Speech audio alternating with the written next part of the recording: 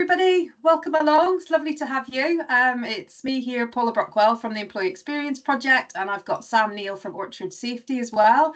We're really delighted to have you for the session today, where we're going to be talking about how you make culture, or how you make safety more than compliance, and you really focus on culture. You can see who the culture nerd is already, straight to the word culture rather than safety on these sorts of things.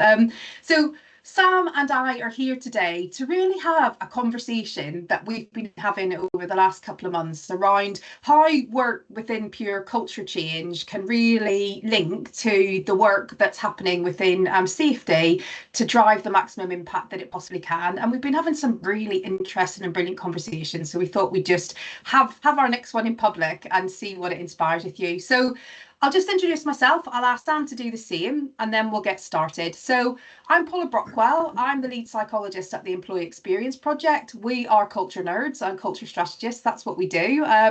We love looking at systemic evidence-based culture change, and our job is to really make the behaviours that you want within your organisation to be the habits that people drive day by day. So that's what we do. Sam, do you want to introduce yourself?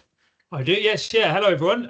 Sam. I run Orchard Safety, health and safety consultancy company, and have worked in the industry for many years. My business typically helps small and large organisations from a sort of compliance element, if you like. But we do, and I have done in my career, got much aligned with culture, as we will discuss throughout the rest of the webinar, in trying to change culture, embed culture, do things slightly differently. And as sort of Paula has alluded to, our conversations have been very much based around things that I've done and how she might have done things differently. So I've learned an enormous amount from Paula already, which is why we thought it'd be good to kind of bring it to the masses, I guess. For sure. Yeah, so we're delighted to have you here today. We want to have you as part of the conversation. So you'll see that there's a Q&A tab on the screen. If you've got any questions, please feel free to drop them into that Q&A section. Sam and I are going to have a chat, share some stuff with you for the next kind of half an hour, 40 minutes or so. But then we're going to open up it up, and my colleague Cara is going to join us to share any questions that you've got. So please feel free to drop them in there and have a chat with each other. If what we're talking about is prompting some thoughts for you, please feel free to share them into the chat. We'd love to hear where you are and what's going on for you as we work through. So how we wanted to structure the conversation today, just so you know what we're going to do, is we thought it would be helpful to kind of share each of our experiences and observations from our different specialisms. So I'm going to ask Sam to talk to us a bit about his massive experience around implementing great safety systems and processes into organisations, and driving kind of the right behaviours around those. I'm going to ask him to share the stuff that has worked and hasn't worked for him and what his observations are. And then what I'm going to do is just share some of our myth busting and systemic ways to think about culture, to hopefully give you all a bit of inspiration about some of those common challenges that you're experiencing and how you might be able to respond to those. And then we'll have a bit of a chat about, well, how do those two things fit together and what does that mean? And we'll open it up to you to really talk about and get your questions or observations about what is prompting you through that conversation. So what we're not going to do today is give you some perfect safety culture model. We are plotting, that is in the works, don't get me wrong. We've absolutely decided that we're going to make that happen. But today is an exploratory conversation about how those things fit together, and we'd really love to hear your thoughts and inspo as we go. So Sam, shall we get started? Yes. Yeah. So I would love to hear from you, in your experience, both from your own personal practice, but what you see with your clients. What are the common frustrations that you experience or you see when it comes to kind of safety culture, and your perspectives around that? I think from a I guess a safety professional's perspective, some of the frustrations are very much linked to kind of not getting the outputs that they wanted from the initial inception of what they're trying to do. So, things I tend to hear is, we've spent a lot of money, we've done a lot of training, people aren't doing what we want them to do. So that and it's not necessarily always clear what it is that they wanted to do in the first place, and it feels almost like what they've tried to do is a bit of a failure, which then leads to them not getting the support or the cut through that they want moving forward. Typically things I tend to hear and what I've experienced is, we only really talk about safety when something's gone wrong. So it's very reactive in nature. We're not really sort of setting ourselves up for success. We don't look at it proactively. It is very much something that's not really discussed, and then all of a sudden we have a big incident or something kind of goes wrong. It gets thrust to the top of the agenda, stays there for a couple of months, and then disappears behind all the other priorities that the business are trying to manage at the same time. And the one I tend to hear more often than not is, safety is our number one priority, but it's not necessarily lived in that particular way. So the actions of, senior leaders or managers don't necessarily marry up with the words that they're using, the sort of slogans and that kind of thing. So it then becomes very disjointed. And, a lot of the training that we do with employees, they can tell, they say these things, but do they truly actually mean them? Do they live and breathe the safety as a number one priority, top mantra, which is a huge frustration for us as safety professionals, because when you're trying to do something a little bit differently, you're almost kind of starting on the back foot, because there isn't that sort of trust in what people are saying and what people are doing on a daily basis. Yeah, makes total sense. And, we see that in the broader culture work that we do as well. It's kind of like we tick the boxes of all the tasks, but we don't really integrate that into the way in which we work. So we say something is important, but we don't act in the way that thing's important. So I totally resonate with that. So what for you are like the real barriers that you see as most commonplace to making safety a cultural thing rather than a compliance thing? I think there's probably two things that jump out for that. One is resistance. So what we're talking about a lot of the time is change, and we're creatures of habit, and we have a change creates a kind of an adverse or an odd sort of reaction to people. And I know it's quite cliche, but a lot of the time in my business and in my career, I have heard, well, we've always done it like that. Yeah. And you will hear that in most disciplines or most departments within an organization. And like I said, it is quite cliche, but people are often quite comfortable with the status quo, with the way things that have always done. And when you try to come in to change things or do things slightly differently, there is resistance. That's amplified with the sort of other barrier where we fail to involve the employees or the teams along that particular journey. So what I tend to see, or I know I've made this mistake in my career, is we tend to try to do safety to people, and it just doesn't work because there is a resistance, and they don't, employees don't feel like they've been involved in what that change looks like. You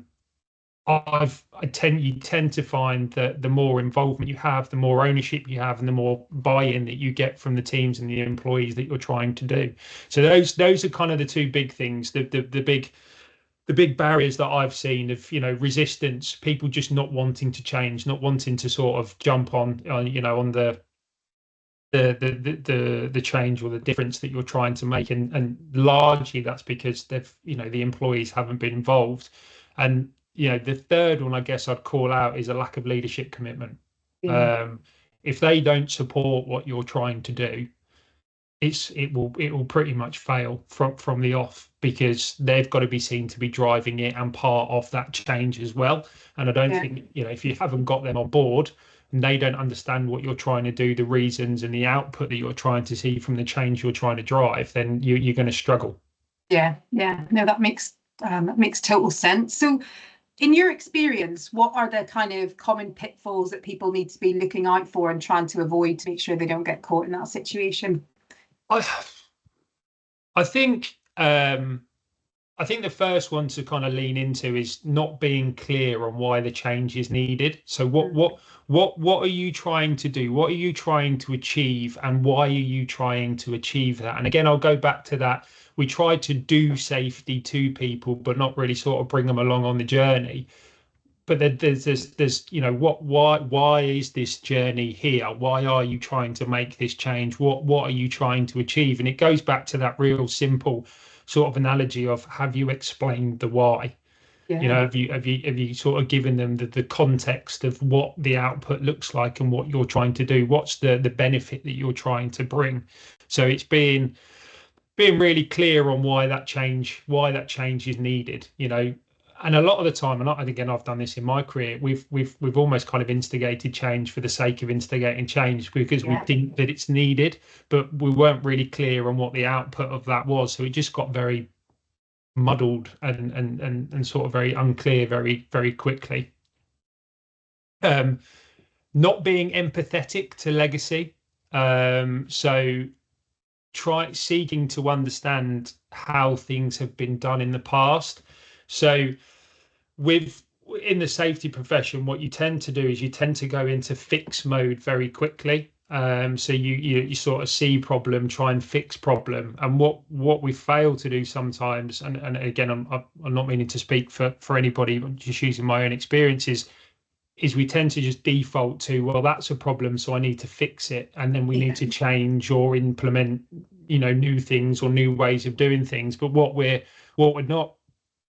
I fail to do, I guess, is be empathetic to, well, why are we in this particular situation? What is the legacy? What are the challenges that people have faced in the past? And I think sometimes being a little bit more empathetic and a bit understanding to the situation that you're in will help you then identify, well, what is the output for the change? What are we trying to achieve? What are we trying to do?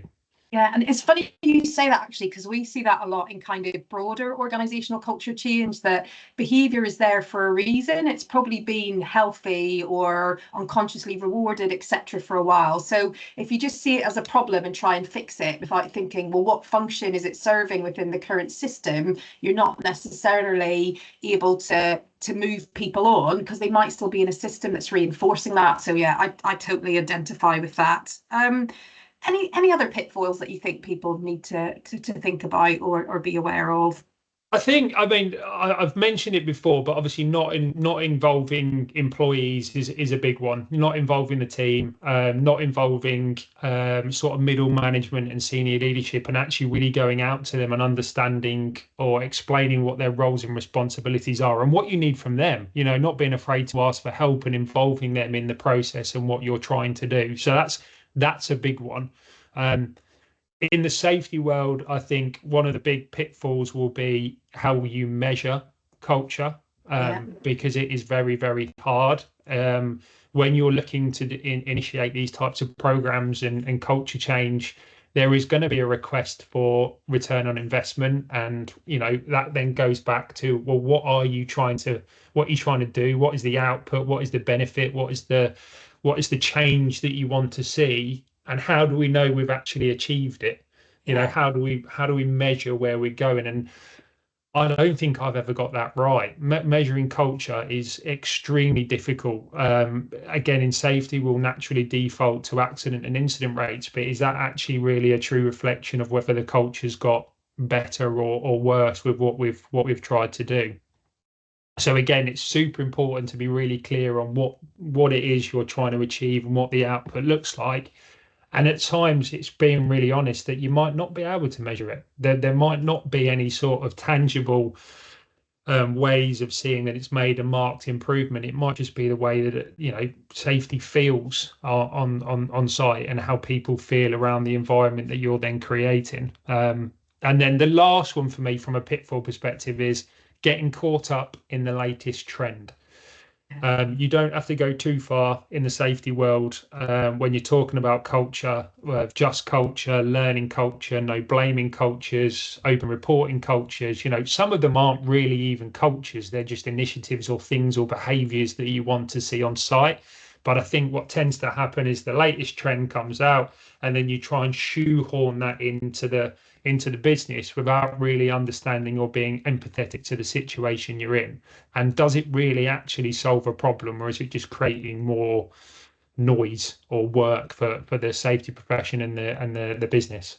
Yeah, that makes total sense. That makes total sense. And I think, again, there's lots that you're saying there that for me as a culture change professional who has experienced exactly the same challenges on that broader kind of culture change agenda, I think there is stuff that we can do around making measurement more real. When you, for example, with measurement, if we're looking just at the final outcome of incidents or safety record or very specific behaviours, we're setting ourselves up to fail, because the lead time that it takes to get to the point for that to happen, it can often be 3, 6, 12 months after we've started to drive a change to work it through. So yeah, I think you rightly call out this piece around being clear on what your outcomes are. What is it that you actually want to achieve, and in what time scale are you trying to achieve those different things? What's the incremental shifts that you need?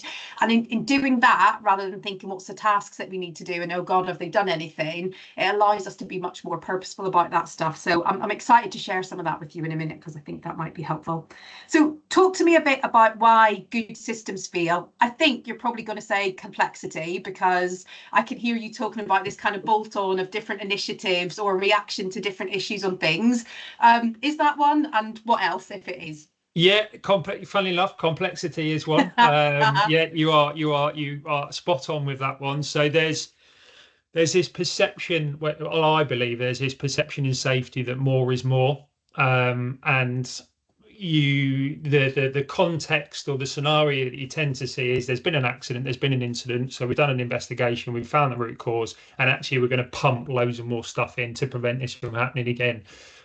But actually, on reflection, looking back in my career, there are actually moments where you've got a really nice opportunity to do less. So is it actually the complexity of the system that's caused the accident or incident? And is this an opportunity to drive change, involve the employees, and actually create a system that works for them, rather than trying to sort of force the employees into, using a system that you've created?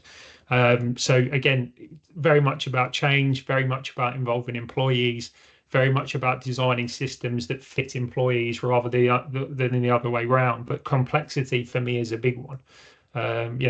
Almost a lack of understanding because we've overcomplicated a particular process or system. Lack of ownership, which again, kind of a derivative of that complexity, really, that if you haven't involved the employees, if the systems you've developed aren't for the operators, so you've developed them for them rather than with them, there's going to be a lack of ownership. Stifling ownership doesn't drive accountability, and if people don't feel that they're accountable or they're involved in a process, they're going to be more willing to, I guess, not follow it, if you like, and it sort of inhibits that growth mindset to a certain degree, because you're almost kind of clipping their wings a little bit because they've not been involved in the development of the systems. The other bit I've kind of looked at a little bit recently as well is the almost, do we need to reframe the word fail? Because, and again, this will probably come up a lot in your world, that we've got, just because something goes wrong, there's this default that we react to the situation and immediately that it's failed.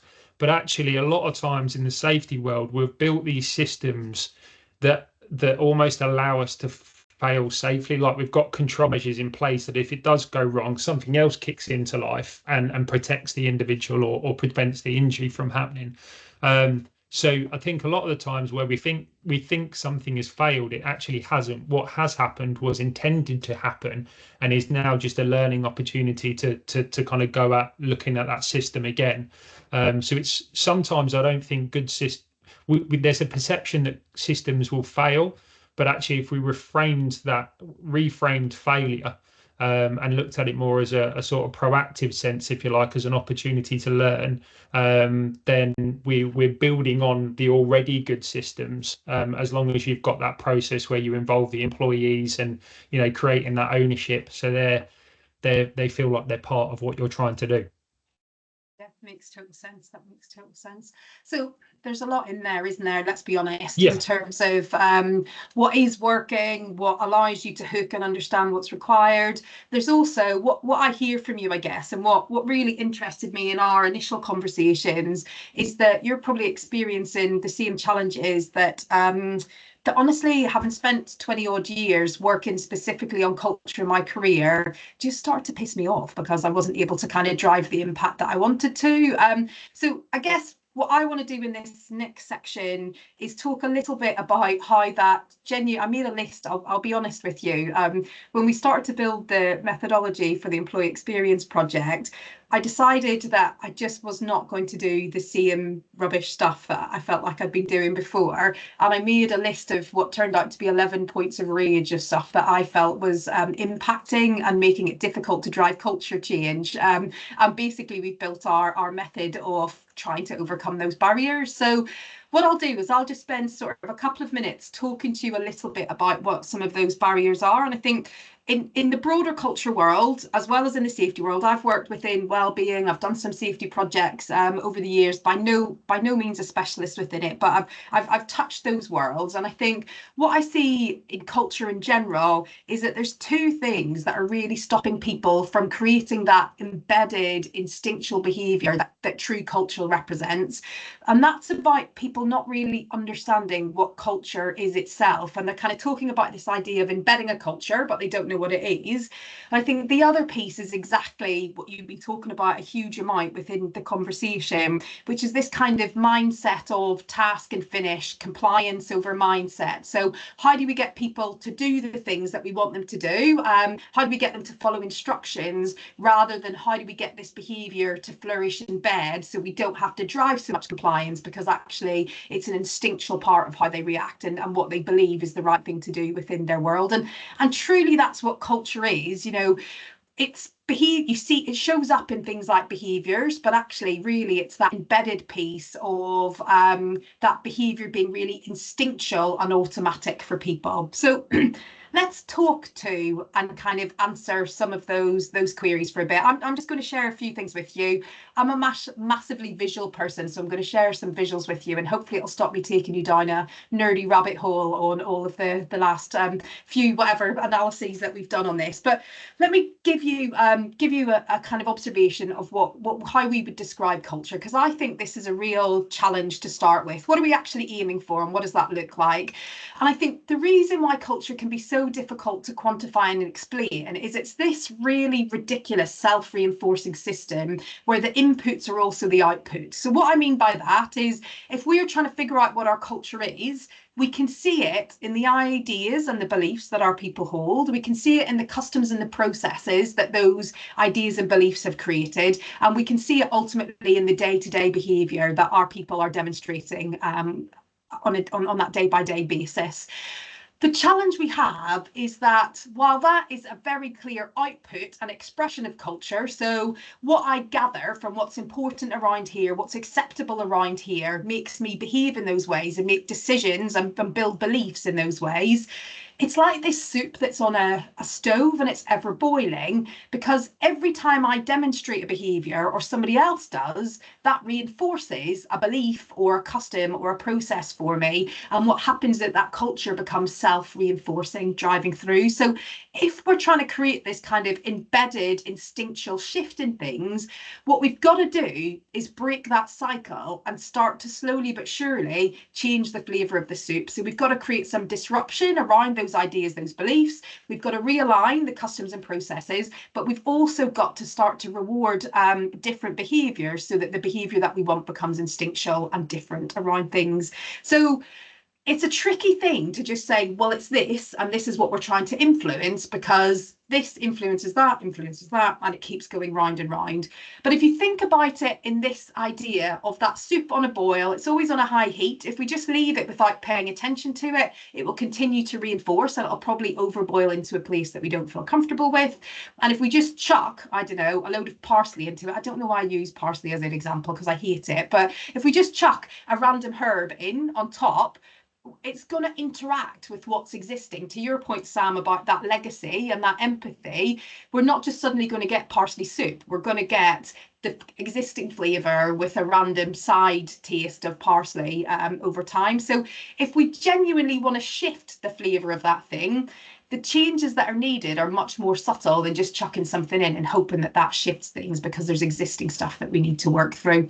So that creates some complexity for us when it comes to culture change. And it's why those single initiatives or bits of training, etc., don't deliver what we need them to, because it's just like chucking a random ingredient in and hoping that that's going to shift the overall flavour of the profile. So if we really want to shift culture, we've got to stop seeing it just as people's behaviour and how do we train that out, or how do we supervise that out of people. We've got to think about it in all of the ingredients in this soup. And so what we find really helpful to do is to break culture down into two core areas. One is about, well, how is it that we do things around here? What are the environmental cues, priorities? So whether what our leaders are actually doing rather than what they're saying, what our systems and processes are nudging us towards, what our colleagues reward us for or tut at us for, depending on how we behave on things. What is it that our environment is saying is reasonable for us to do, and is it nudging us towards? But also the other piece that's massively important is what we grandly title the psychological contract. What is it that we actually expect and believe is reasonable? So how are our beliefs about what good behaviour looks like, or what is reasonable for us to demonstrate, is important. And I think it comes back to your point again, Sam, about you can't force people, you can't drag people to a place of a new culture. You can force them to comply on a surface level so that the stats look right, but you can't necessarily force them to make the right choice whenever you're not around. And it kind of comes back to, I'm an occupational psychologist. I know the psychology jokes, but it comes back to the old psychology joke of how many psychologists does it take to change a light bulb? And the answer is always none. It needs to want to change itself. So we've got to create the conditions when we're trying to drive culture of creating the pull towards a mindset, a psychological contract that's saying, this is how you will be accepted, supported, rewarded. This is genuinely what is important for us to move forward. And I think a lot of what we do is that bit around the surface level, let's do things that force you to behave in a different way, but we don't do as much that mindset piece. And it's the mindset bit that embeds the culture and drives it forward.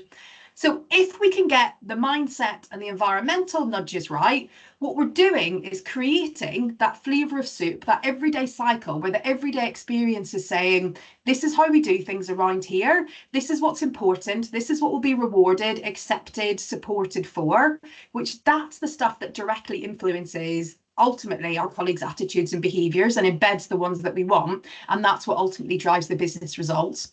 So if instead of going directly to trying to influence behaviours, training or supervising people, we start at that back end and say, well, is our environment giving the right nudges, and is it really giving the lived experience that people are having, is that really telling them that this is important, or is it just the memo that we sent out and everything else is saying actually this stuff's important instead, speed's more important, or cost management, or whatever it may be? And have we had the right conversations with people about why this is important, what the expectations are, and reset those expectations? If we do that, the rest kind of follows, and we don't have to work as hard on the other stuff because we've got the base foundations in place. So we do that. As I mentioned, this is like a blood vendetta for me to make this better. I probably shouldn't. You can hear the Northern Irish in me, can't you, whenever I start to talk about vendettas and things. But there's a few things that that we really notice and we've tried to overcome in the work that we do. So a lot of people, I think, exactly as you observed, they work on that point of the observed experiences and norms. So how are people behaving and what do we do to adjust those behaviours? But truthfully, that stuff is the symptom of the two core drivers that I've just talked about. So if we try and influence at a symptom level, it's a bit like if we've got an allergic reaction to something, putting some cream on it to ease the itching. All it does is it makes it feel better for a short period of time. But if we continue eating or exposing ourselves to the thing that we're allergic to, then the reaction is never going to go away.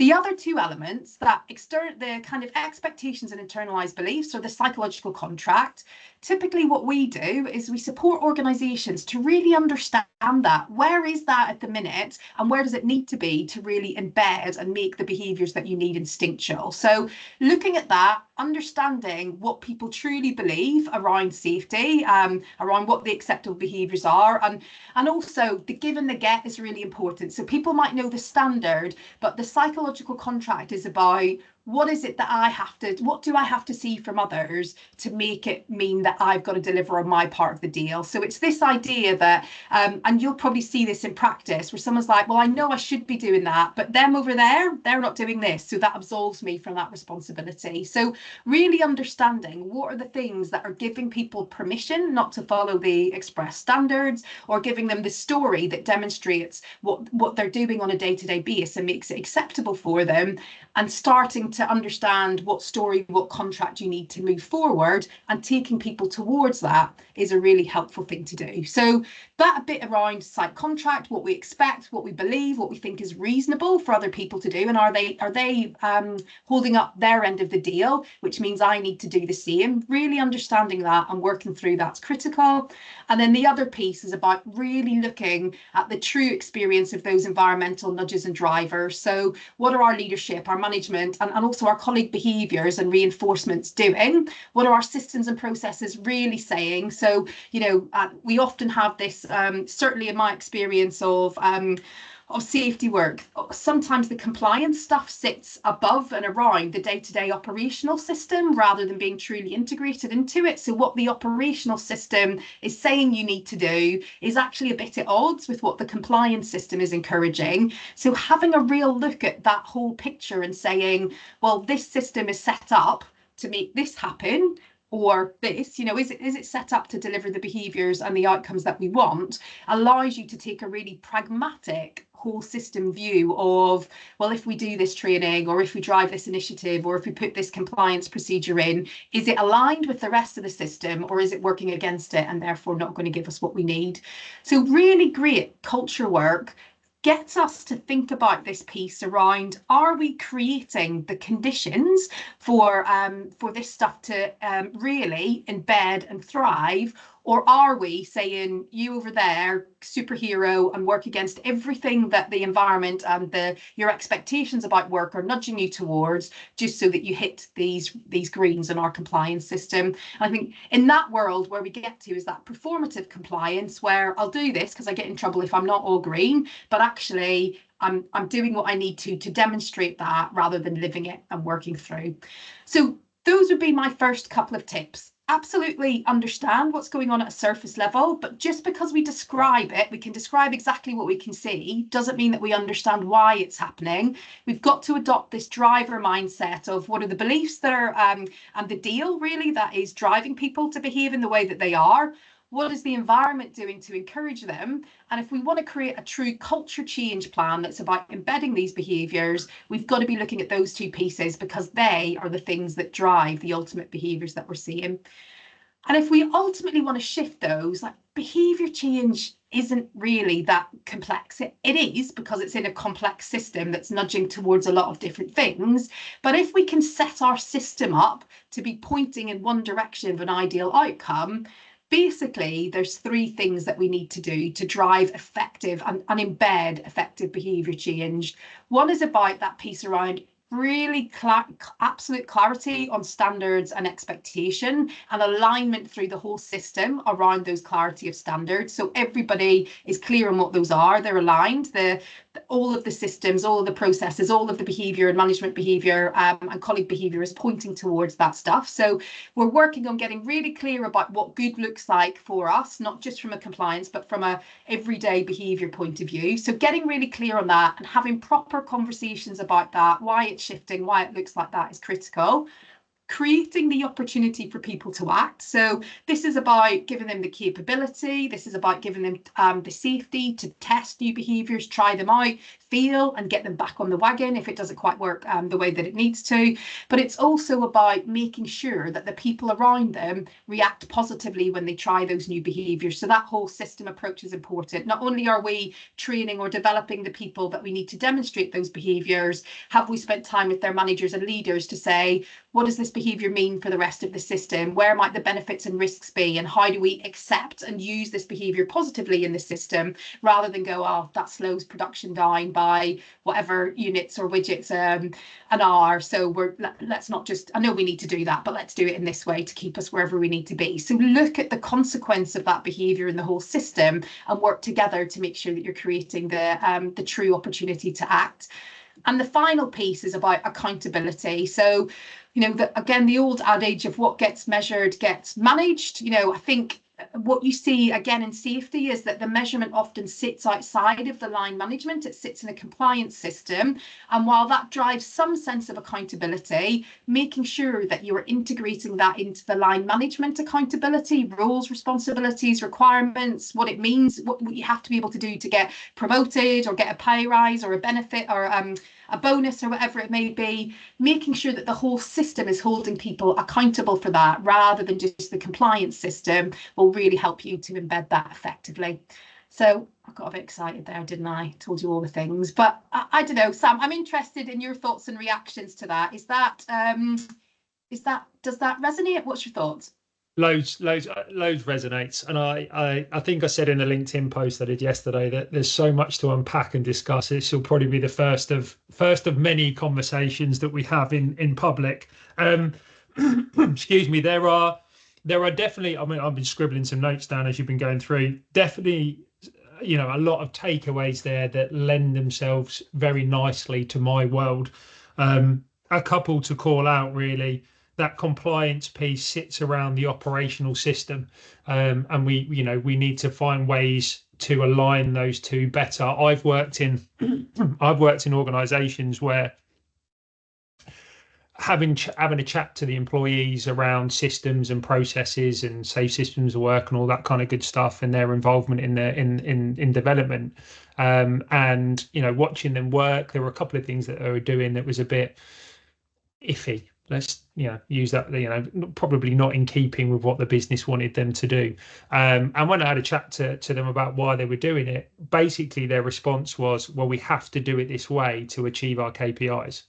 So, you know, that is a perfect example of where that compliance piece sits way outside the operational system, because they had created an environment where employees had to break the rules to achieve the targets that they'd been set with the company. So that really is a simple case of, you know, two, three, four departments just not speaking to each other and aligning themselves, and then not involving the team when they've developed the processes. And I love, you know, does our system support the behaviours we want to see? Which is, again, you know, that leans very nicely to that the context that we've just seen there, that actually the behaviours that we want to see from the change culture or the culture change project that we're doing, is the operation going to allow us to achieve those behaviors? Because as soon as it impinges on the targets and the KPIs and the operation, that they'll be forgotten very quickly, because, you know, in my experience, the priority for most business is the operation, because that's the bit that makes the money. So, you know, we really need to, yeah, it does. And sitting with leaders on the safety leadership workshops that we do, you know, they will all say safety is an unborn priority until you start really challenging them, and all of a sudden they change their mindset quite quickly, and for obvious reasons. But that anchor there, compliance, sits around operational system. That's probably one of the bits that resonated with me really well, because I've seen it time and time again. People are having to break rules. They're having to display behaviours that are not akin to the systems that we got in place, but they've got to do that to meet the targets that have been set. Yeah, and I think there's a really interesting thing, certainly that's evolved in my practice over the years. I think I used to be caught in situations where I had to do culture change in service to like the executive or the leadership. It's like, go away and make this thing happen for us. And certainly what I find has really kind of supercharged our ability to have true impact in organizations is where we force the conversation back up, exactly as you're talking about there with your safety leadership work, force the conversation back up into those leadership tiers saying, well, you want this and you want this. If we put these two things together, we get this. Is that acceptable or not? Or what's the version that we need? How do we need to meld these things together? Or what's the version of each of these two things coming together to drive an outcome that is acceptable to the business? So, if you want something to embed, it's got to align, doesn't it, with the strategic and the operational priorities of the organization. And the more we just go, okay, well, safety is our number one priority. Cool, we've got a diktat to go and do this, and we'll do it separately. It'll live separately. We've got to force ourselves into those conversations that are saying, yeah, but if we do this, let's put it beside that and see how that truly shakes out. And if you force those conversations at that senior level, you suddenly get an understanding, I guess, first of all, of the compromise that's needed, or the consequence of what you're asking for, which forces more of a reality check. But it then gets you that senior diktat in a way that I don't think you get when you just take the devolved responsibility, delegated responsibility, and try and do it. You always end up bolting it on. So it's a shift, I think, in the way that we have to have conversations. It's a shift in our expectation of ourselves from service providers to strategic enablers with the organisation. But it's certainly one that I have I suppose we've probably shifted really the last 6-7 years. I feel like we do much better work and we have much greater impact because we're forcing those difficult conversations at the top, which it sounds like you've taken your own journey on if you're forcing that through your safety leadership conversations. Yeah, and they are difficult conversations because you sometimes you have to be careful what you ask for, because people will go gung ho into these culture change programs or behavioral safety programs, or one I tend to see is they'll want to introduce an open and honest reporting culture. So we really want to drive the amount of accidents and incidents reporting, the near misses that are reporting. And I've been there myself many times, asked by senior leadership that we want to increase the number of accidents that are being reported. So we go out and do it. And then 6 months later, there's this nervousness that, holy shit, we're having a lot of accidents. Well, yeah, because you asked me to get people to report them, and we want an open and honest culture. Well, we can't be reporting that many accidents because the board don't quite like it.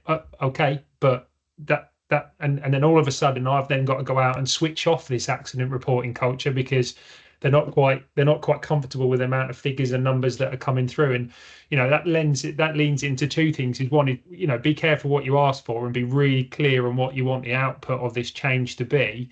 But also, and something that you said is these things take time. You can't expect the end result that you want to happen in 3 months, 6 months. This is change. It takes years sometimes to embed.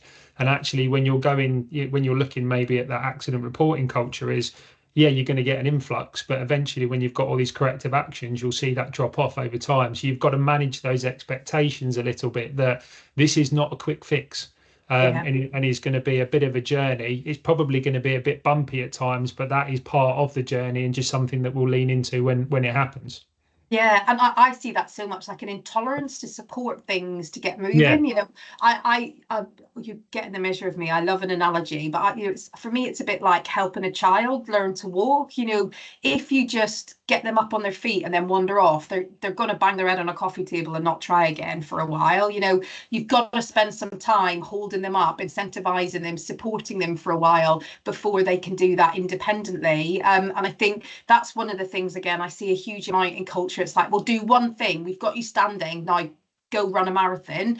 And actually, true culture change probably takes 3, 6, 9, 12 months of different stages of support. You can move away, but you've got to do that in a really kind of tactical and measured and considered way, and then do the work to embed the thing. Otherwise, it lifts for a bit and then it just flows away. So I think that piece around targeted support, time bound, you know, being really quite measured in the what you provide to people, and how you support people is important. We do that in our practice. We've got 3 clear phases when we're working in consultancy with clients. 3 clear phases that all of our projects go through. You know, the first one's hold you up, the second one's stand beside you, and the third one's at the other side of the football field going, not that way, over there, and then we disappear because it's embedded. But again, I think as safety professionals, certainly where I kind of touched that, there's such an emphasis on getting things standing and moving that I don't think we always get the grace, or we don't get the opportunity to, we don't give ourselves the permission to say, well, I've got to be really close to this for a while, but then this is how I'm going to step away. We don't do that contracting piece that shows that this isn't going to be ready in the next couple of, it's not going to be done and dusted and embedded in 3 months. It's going to take longer than that, really. Yeah, and what we're talking about, and you mentioned this a couple of times, is about giving people permission in the environment to display the behaviours and the actions that we want to see. But you know, the people that are leading the projects and the culture chain have also got to apply that to themselves. They've got to give themselves the permission, the time, the space to, you know, go on that journey, be very, very clear on what they're trying to achieve, but also be sort of quite understanding that there are going to be a few bumps along the way. You are going to need support, you know, support from senior leadership teams and from the employees. So you're looking to kind of create an environment to allow other people to excel. You need to sort of almost apply that to yourself as well. Yeah, for sure. Yeah, I think there is a big piece here, isn't there, about I think for all of us who work in these sorts of areas, we are supporting an organisation, so we can get into this headcount. We have service provider, and we feel like we've got to deliver everything for the business, but we're enablers. We can't meet, as you said right at the start of the conversation, you can't pull people through change. You've got to create the conditions for them to change. And I think if we see ourselves more as advisors and enablers rather than, if this doesn't work, it's my responsibility, we've got to put that responsibility into the business and yes, help it succeed, but not risk badging over or bandaging over the gaps to try and make it work, because actually that causes more damage in the longer term, because it keeps this idea that safety is our thing, not yours. You know, it's exactly that. So yeah, shall we see what questions have been prompted from people? Let me bring Cara in, who's been on the chat. Let's see. Hi Cara, how are you? Hello, good, thank you. So we have got a couple of lovely questions that have come in. So first one is from Gary. So question and a bit of a statement. Should safety be considered a value rather than a priority? I find this approach works better. Ooh. Mr. Fox. So Gary gave me my first health and safety advisor role many years ago, and I could have bet some decent money you would be asking a challenging question at some point. Should safety be considered a value rather than a priority?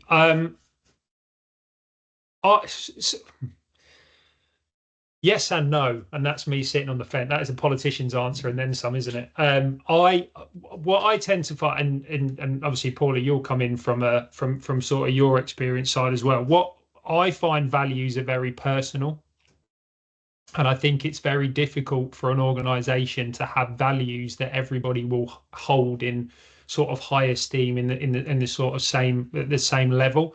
So I have worked with organisations where safety is a value as well as respect and integrity and those kind of words. But I tend to find that they don't last very long. Because again, I think values are very personal to the individual or the employee. So if they feel that safety is a value to them, then it will be held in high esteem and it will be a priority for them. But if it's not, then it won't, and it will be dropped. I also work with organisations where, you know, employees will be doing a job, and actually other things will be more of a value to them, like feeding their family, paying their mortgage, you know, earning a salary. And, you know, some of the conversations we have on our safety leadership workshops is, you know, do employees have a choice to refuse to do an activity that they feel is unsafe? And most managers will go, well, yeah, of course they do. And I said, well, we need to be really careful with that, because every choice has a consequence. Now, if you're a new employee and this job is very, having this job is, feeding your family and paying your mortgage, do people feel comfortable to potentially put that at risk by refusing to do a task? And therefore safety no longer becomes a value for them. Actually having my job and my family and protecting them are more of a value. That would be where I don't think it's not necessarily value. I think it can be, but I don't think it is a value for everybody, because there will be other ones that sort of override that, if that makes sense. And, I almost would just say ditto. I think for me, so I am very vocal about my belief about values. Cara's smiling because she's got to listen to me rant about it all the time. I similar to you, Sam, I think personal values trump collective values all the time, because they're at the core of who we are and kind of what drives our instinctual behaviour day in, day out. But so where I see values work, and Gary, I wonder if this is your experience, is where they're used as a wrapper for an existing cultural norm that's already working. If we use values to call out the stuff that's already aligned and working, to keep people focused on that and protect it over time, it can work, because what an organisation has done is it's had that alignment and that consistency to mean that it's attracted and I was going to say brainwashed, let's say integrated, aligned people to a similar set of things that are important. So values work very well to protect existing kind of cultural statements that are really well embedded and help those flourish.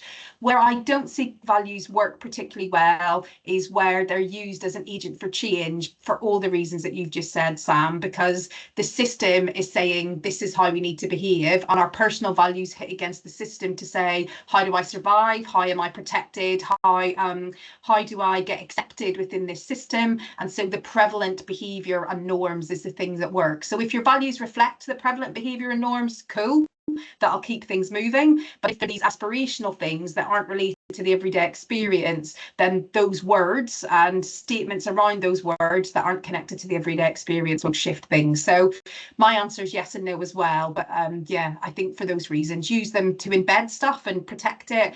Don't try and use value statements to drive change, because unless you're doing this systemic piece that we just talked about, I think. Yeah. Thanks, Pete. Right, one more question for you then. This one is from Simon. How can we create a sense of urgency to get employee and SLT buy-in when implementing culture change without causing a panic or unnecessary worry? Shall I go first? Yeah, you go first, Polly. Yeah. So again, this was one of the points on my list of rage, if I'm honest. So thank you for the question. I think a lot of the time, a lot of the culture work that happens, certainly in my sphere, is done through a burning platform. What's the things that are terrible around here that we need to change? And actually, I think a much more helpful way to drive change, particularly when you think about the psychology of it, is where are we trying to get to, and how do we align this to the organisational strategic goals, priorities, and the pressure of the operational things that we need to deliver every day. So when we focus on the burning platform and try and create that sense of urgency, particularly when we're thinking about behavioural things where everybody will have a role for why we've got to where we are, we risk activating a shame-based kind of reaction. And what that does is it makes people point at other people and what they need to do, or it makes them avoidant because it creates like a cognitive dissonance of, I know that I've behaved this way, but that doesn't fit with my beliefs, or I know I've let this happen under my watch, but that doesn't fit with my beliefs, so I'm not going to think about it, or I'm going to push responsibility for it somewhere else. And that makes it really hard to get people on board and coming with you on the change. If you focus more on a positive future, what that looks like, and link that very much to the day-to-day objectives, drivers, relieving the pain points that people are experiencing on a day-to-day basis, we're much more likely to get them excited, get them into that open build mindset where they're willing to say, well, what's my role in making this happen? So this is where we do our psychology geekery, mind messery about with this stuff. Little tweaks basics from how do we create the mindset, the openness, the interest in driving this change, rather than creating the pain. It's a really subtle thing, but it's it works really effectively. So that's what I would say. Flip it. How do we get people excited about moving forward rather than making them scared of staying where they are, because they'll be more likely to come with you. Yeah, and again, I would echo that. Reiterating something I said earlier when talking about the pitfalls is being really, really clear with the problem that you're trying to fix, or the end result that you're trying to achieve. And one of the questions I don't think we ask enough in the safety world to our operations team is what does good safety look like in their opinion? And similarly to what Paula has just said there, when you've got a good collective understanding of what you're trying to achieve and what good looks like, you can have a really honest and open conversation around, well, are we there? No. Okay, well, these are the things that we need to do to get us to what you've just told me good safety looks like. So in having that conversation and reframing it about achieving something rather than, so you're building a framework or a journey to success rather than just trying to avoid failure, which I think is a much more positive conversation to have. You're almost allowing them to create their own sense of urgency, because they'll see, right, this is what I think good safety looks like. I don't think we're actually there. Well, this is the change that we need to see to get you there. So they're almost part of creating that sense of urgency, which then builds ownership, which builds accountability, and then gets them bought into what you're trying to do.